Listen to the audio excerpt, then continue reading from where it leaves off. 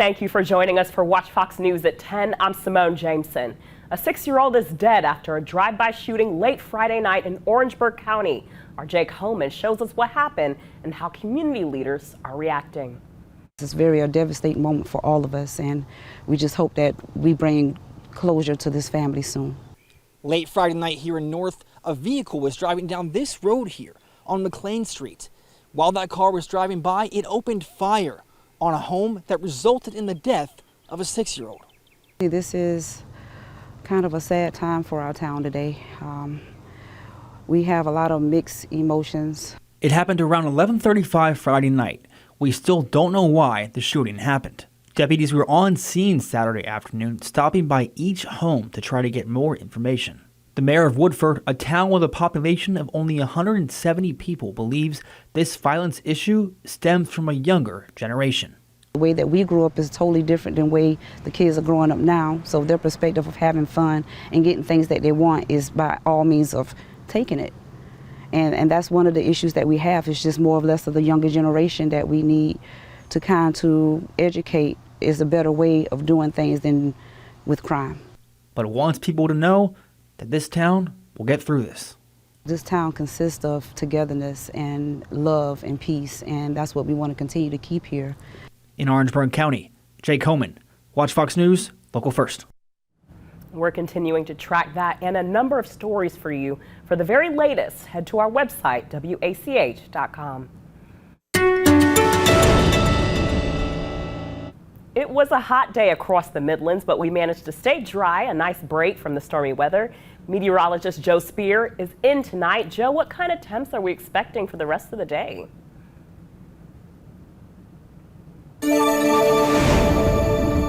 And a possible security threat at a Lexington County high school led to confusion and chaos on the campus this week.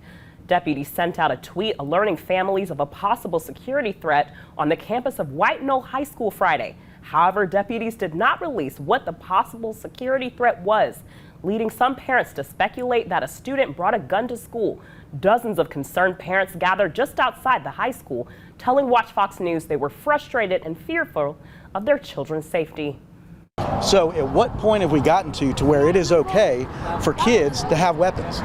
This isn't a political comment. This is my kid and everybody else out here. Our kids are locked up in here because 2 kids wanted to ruin it for everybody. Deputies didn't report any injuries, but several parents tell Watch Fox News this wasn't the first security threat on campus this year, and that they may be pulling their students out of school until the issue gets under control. And an argument escalating to shots fired. Lexington County deputies now investigating a shooting linked to a domestic disturbance at a home in Pelion. Our Kelsey Sanchez has the story. Bullet holes, blood, and crime scene tape left behind after a shooting along Pine Street in Pelion Wednesday night. The Lexington County Sheriff's Department says it all started when deputies responded to a domestic assault call. According to an incident report, the suspect, Kwame McKnight, showed up at the house and started arguing with a woman witnesses say was his girlfriend. The argument turning into a shootout when deputies say McKnight started firing into the car the woman was in with 2 children inside. Deputies say 2 people in the car were wounded and taken to the hospital. McKnight was booked into the Lexington County Jail on several charges, including 3 counts of attempted murder and kidnapping. This incident comes as many in the Midlands and state continue to call on lawmakers to draft stronger laws as the region deals with a troubling trend of domestic violence. South Carolina still ranks in the top 10 in cases of women killed by men, and victims advocates want to see stronger protections for victims. Deputies say before Wednesday's incident, there had been no domestic calls to this home. In Pelion, Kelsey Sanchez, Watch Fox News, Local First. We're continuing to track the developments in this story. For the very latest, you can head over to our website, WACH.com. And when crime targets you or your family, the pain of that violence runs deep. And for domestic abuse victims, that normally means starting over from nothing. That's why Kristen Clark, a victims advocate with the Kershaw County Sheriff's Office and Sister Care, teamed up to create the Blue Line Boutique. When the boutique opens in about a month, crime victims will have a place to get professional style clothing for free. She will schedule with us a time to come, her own time, by herself or with her kids, and she will have the opportunity to come in and just go through everything and see what she likes, and if she does find something, then it's hers.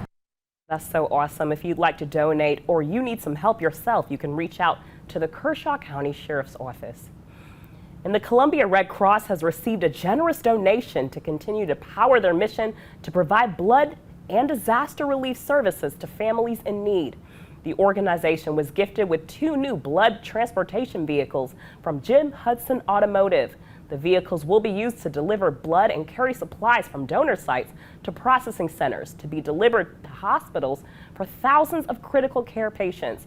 Representatives with the Red Cross, grateful for the donation, say it plays a critical role in getting more people to make the life-saving decision to give blood. Because someone took time out of their day and they sat down for 20-30 minutes and made that commitment and gave blood, I'm able to see my daughter grow up. I'm so thankful for people like Keith Hudson with Jim Hudson Automotive that see that need and they take action on it. Red Cross representatives say that after about 3 years of blood and equipment transportation, the vehicles will be tuned up and refitted for disaster relief work. And stay with us, there's much more ahead tonight, including what Richland County deputies are doing to keep kids from turning to a life of crime.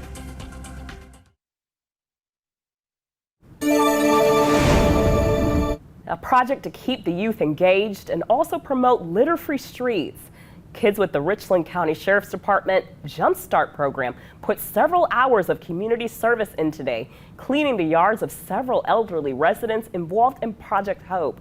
The initiative is part of Richland County deputies' outreach and motivating young people to take pride in their community and keep them from turning to crime. 2 people are dead after an early morning crash in Charleston County. Deputies say they got the call about a drive-by shooting on Johns Island around 1 a.m. Deputies say as they were investigating the scene, a vehicle believed to be linked to the drive-by shooting rode by. Deputies then chased the car, but stopped a short time after.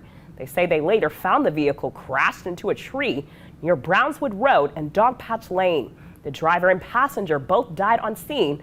Highway Patrol is now investigating. And a South Carolina prison guard who was charged with smuggling cigarettes into a federal prison may still be able to avoid staying out of prison. Prosecutors have agreed not to seek prison time for Philip Orlando Coleman as long as he pays back around $100,000, according to court documents. Coleman is charged with smuggling cigarettes into Edgefield Federal Correctional Institution for 5 months last year. Coleman is expected to plead guilty to 1 count of public official accepting of a bribe. As part of the plea agreement, he will be ordered to give up more than $102,000 and 2 rifles. And coming up after the break, multiple people are dead after a gunman opened fire at a supermarket in Buffalo, New York. You'll hear from a witness who saw the gut-wrenching events unfold.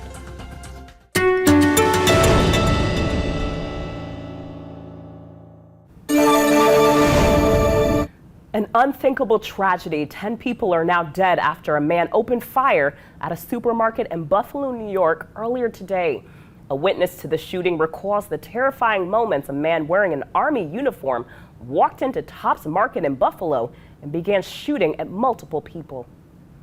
I seen a guy in a full army suit just shooting shots at people, and I seen a security guard running the store, and then I seen the guy go in, army style, bent over, just shooting at people, and I heard him shooting at people, and then I saw 3 people laying down, and I didn't have a phone on me, so I was just screaming for somebody to call the police, and then he came out, he put the gun to his head, to his chin, then he dropped it, and he took off his bulletproof vest, and then he got on his hands and knees and put his hands behind his back, and then they arrested him.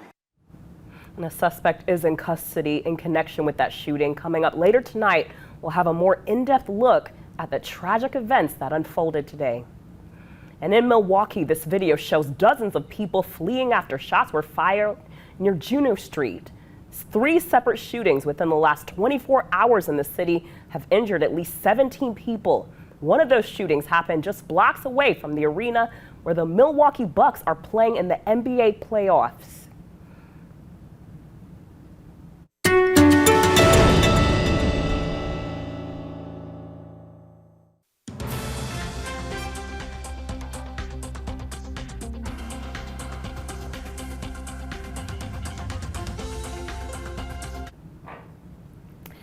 And a family of 6 in North Carolina forced to escape their burning home and leave their 6-month-old puppy got a bittersweet surprise. Asheville fire crews were able to rescue the family's 6-month-old Labradoodle, Luna. Firefighters worked fast to extinguish the flames that destroyed most everything in its path. And after they fought the flames and brought them under control, they found Luna under a burned mattress. The pup was full of energy, and I'm sure was thankful for their rescue, and that family happy to have Luna back as well as the work begins to rebuild. And thank you for joining us tonight for Watch Fox News at 10. I'm Simone Jameson. Have a great night.